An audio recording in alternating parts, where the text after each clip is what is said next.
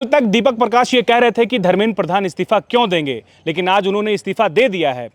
दीपक प्रकाश जी, क्या अपने बात पर आप अटल हैं आज? कैसे राष्ट्र विरोधी शक्तियां सक्रिय हो गए थे, उन सबसे को ध्यान में रखते हुए उन्होंने अपनी तिलांजलि देने का काम किया, मंत्री पद को छोड़ने का काम किया। इसलिए वो साधुवाद के पात्र हैं। सच में वो एक राष्ट्रभक्त हैं। जेनजी के आगे या छात्र के आगे मोदी सरकार झुक गई। ना मोदी सरकार झुकी है ना रुकी। कहीं ना कहीं उनको आभास हो गया था कि अगर समय पर डिसीजन नहीं लिया गया तो बात और बिगड़ सकती है। कोई मेरा बेटा शैतानी करे या कुछ मांगों के हट बनता करे तो सब नफरत करेंगे क्या? हम उससे संवाद करेंगे, उसकी पीड़ा को समझेंगे। कांग्रेस के जो नेता है वो ये बोल रहे हैं कि देश में लोकतंत्र बचाने के लिए एक पहल की गई है और लोकतंत्र बच गया है, और धर्मेंद्र प्रधान के इस्तीफे को वो जश्न के तौर पे देख रहे हैं कि हाँ भाई, ये पहला कदम है कि लोकतंत्र आज भी भारत में जिंदा है। देखिए, राहुल गांधी की नागरिकता भी संदेह के घेरे में है। भारत के भी नागरिक हैं और एक और देश के नागरिक हैं। ये तक दीपक प्रकाश ये कह रहे थे कि धर्मेंद्र प्रधान इस्तीफा क्यों देंगे, लेकिन आज उन्होंने इस्तीफा दे दिया है।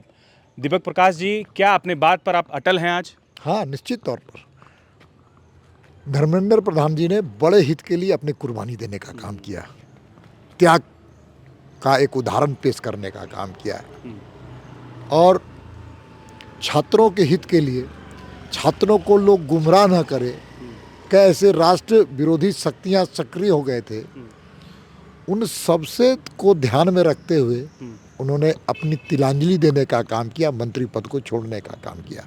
इसलिए वो साधुवाद के पात्र हैं।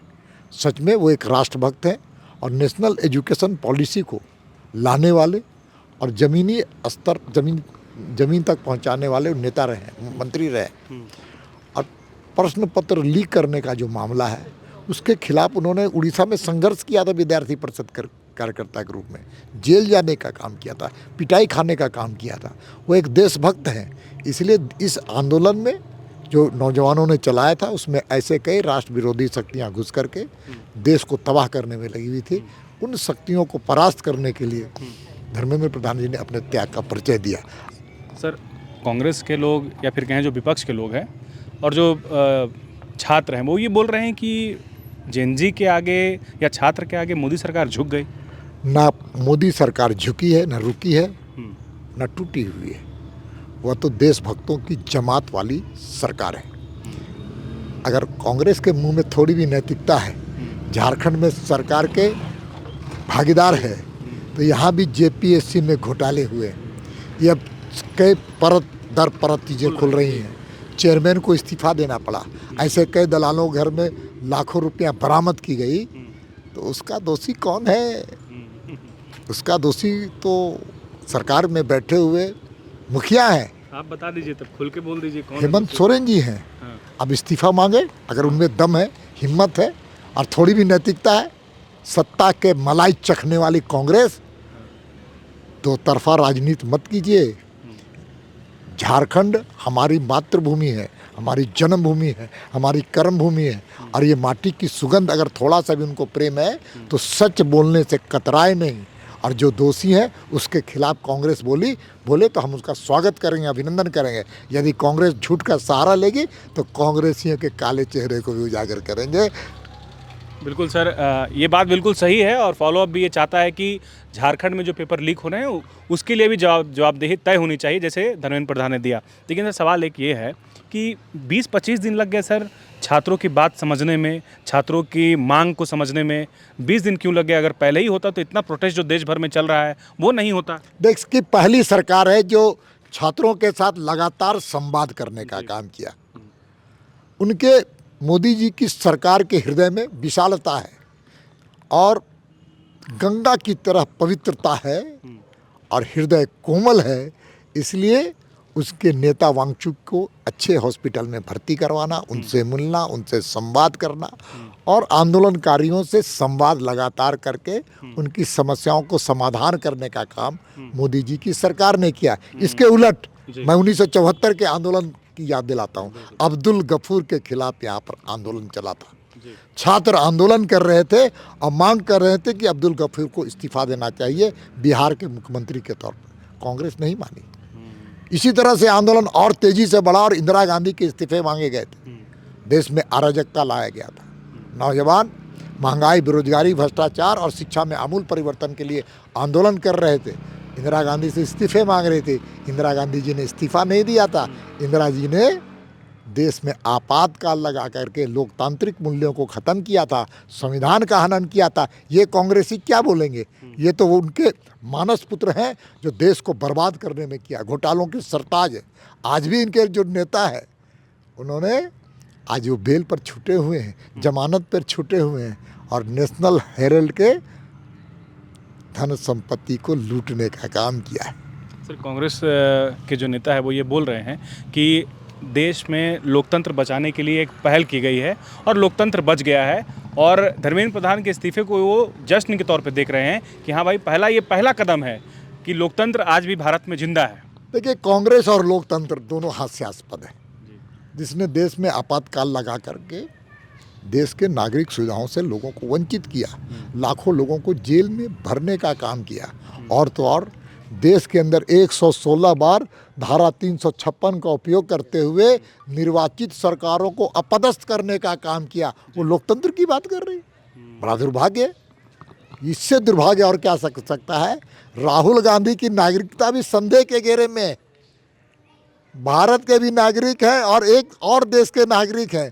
ये मामला भी सुप्रीम कोर्ट में चल रहा है, हाई कोर्ट में चल रहा है, जांच के घेरे में है। वो क्या बोलेंगे? संविधान के किताब लेकर जरूर चलते हैं, लेकिन सबसे ज़्यादा संविधान के निर्माता अंबेडकर जी को चुनाव हराने वाला अगर कोई रहा तो कांग्रेस थी। अंबेडकर को बार बार बेइज्जत करने वाला अगर कोई पार्टी थी तो कांग्रेस थी। और भारत रत्न देने का काम अटल जी की सरकार का समर्थन से बीपी सिंह ने देने का काम किया था। इसलिए हम डॉक्टर अंबेडकर को हृदय में रखते हैं। ये फोटो में रखकर अपने पैरों के नीचे रख करके फोटो खिंचवाते हैं। कुछ आलोचक ये भी लिख रहे हैं सर कि जेनजी से मोदी सरकार डर गई। उनको लगने लगा कि भाई ये आगे चल करके जो है और बड़ा पैमाने पर जो है ना हो जाए, तो अभी ही जो है प्रधान जी का इस्तीफा ले लेते हैं। वो बोल रहे हैं कि कहीं ना कहीं उनको आभास हो गया था कि अगर समय पर डिसीजन नहीं लिया गया तो बात और बिगड़ सकती है। देखिए, सरकार पहली बार नहीं, इसके पहले भी किसान आंदोलन में किसानों के दर्द को समझ करके, उनकी भावनाओं को समझते हुए किसानों के समस्याओं से सार्थक प्रयास किया था आंदोलन में। इस बार भी नौजवानों के साथ किया। इसमें क्या बुरा है? अगर अपने घर के बच्चे, नौजवान, घर के देश के नागरिक, कुछ विषयों के लिए मत भिन्नता हो सकती है, लेकिन अपना ही बच्चा है ना, अपना ही परिवार का बच्चा है ना। अगर घर में कोई मेरा बेटा शैतानी करे या कुछ मांगों के हठधर्मिता करे तो सब नफरत करेंगे क्या? हम उससे संवाद करेंगे, उसकी पीड़ा को समझेंगे और अपनी संवेदनशीलता उस बच्चे के साथ दिखाने का काम किया।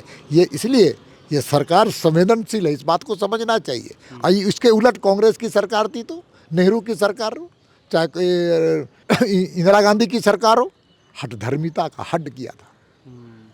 ये अंतर है। ये कांग्रेस और बीजेपी में मौलिक अंतर है। जनता की भावनाओं को समझना और उसके अनुरूप काम करना, समाज उन्मुखी पार्टी बनाना और समाज उन्मुखी सरकार चलाना, ये मोदी जी का काम है। और कांग्रेस तो बोले नहीं, इसने देश को सबसे ज़्यादा घाटे में रखने का काम किया। इसलिए कांग्रेस को लोकतंत्र से मतलब नहीं है। झारखंड में छात्रों के लिए बीजेपी क्या करेगी? निश्चित तौर पर मैं जब प्रदेश अध्यक्ष था उस वक्त भी इस प्रकार की चीज़ें आई थी और मैं आंदोलन उस वक्त भी किया था। उसको आपको स्मरण होना चाहिए। आज भी भारतीय जनता पार्टी की प्रदेश की इकाई जनता युवा मोर्चा के माध्यम से आंदोलनरत है, लेकिन यहाँ की सरकार को भी संवेदनशील होना चाहिए। जिस तरह से मोदी जी की सरकार थी, कम से कम उन गरीब, आदिवासी, पिछड़े, दलित और झारखंडी बच्चों को न्याय कौन दिलाएगा जो सरकार में बैठे हुए हैं? उनसे ज़्यादा अपेक्षा है। कांग्रेस से तो अपेक्षाएं नहीं है, क्योंकि कांग्रेस तो जन विरोधी, युवा विरोधी, किसान विरोधी, महिला विरोधी और देश विरोधी है। गोल, जहां 27 वर्षों के सफर में 17,000 से भी अधिक छात्रों ने डॉक्टर एवं इंजीनियर बनकर भरे सफलता की ऊंची उड़ान, जहां साधारण छात्र भी झारखंड टॉपर्स बनकर बना रहे इतिहास। दूरदर्शी शिक्षाविद श्री विपिन सिंह के मार्गदर्शन में मेडिकल एवं इंजीनियरिंग के लाखों छात्रों के लिए आशा की किरण के रूप में goal, nation's leading institute. Biome institute NEET की तैयारी के लिए एक भरोसेमंद नाम। यहाँ अनुभवी फैकल्टी, स्मार्ट क्लासरूम और बेहतरीन टीचिंग मेथड से स्टूडेंट्स को मिलती है मजबूत तैयारी। यहाँ हर स्टूडेंट को मिलता है पर्सनल गाइडेंस और डाउट क्लियरिंग का पूरा सपोर्ट। नीट 2027 और 28 के लिए फेज 1 बैच 9 अप्रैल से शुरू हो रहा है। आज ही बायोम इंस्टीट्यूट से जुड़े और अपने डॉक्टर बनने के सपने को दे सही दिशा। बायोम इंस्टीट्यूट सिर्फ मेडिकल प्रिपरेशन का संस्थान। काम की तलाश है, भरोसेमंद नौकरी चाहिए, जुड़िए एएनजी के साथ, जहां श्रमिक सबसे पहले। 12 घंटे की ड्यूटी, हर दिन 3 समय का खाना, मुफ्त रहने की सुविधा, आपकी सुरक्षा के लिए इंश्योरेंस, ओवरटाइम का लाभ, पीएफ सीधा क्लाइंट से, समय पर पूरा वेतन और जरूरत पड़ने पर एडवांस पे। एएनजी मैन पावर सॉल्यूशंस, सम्मान के साथ काम, भरोसे के साथ कमाई।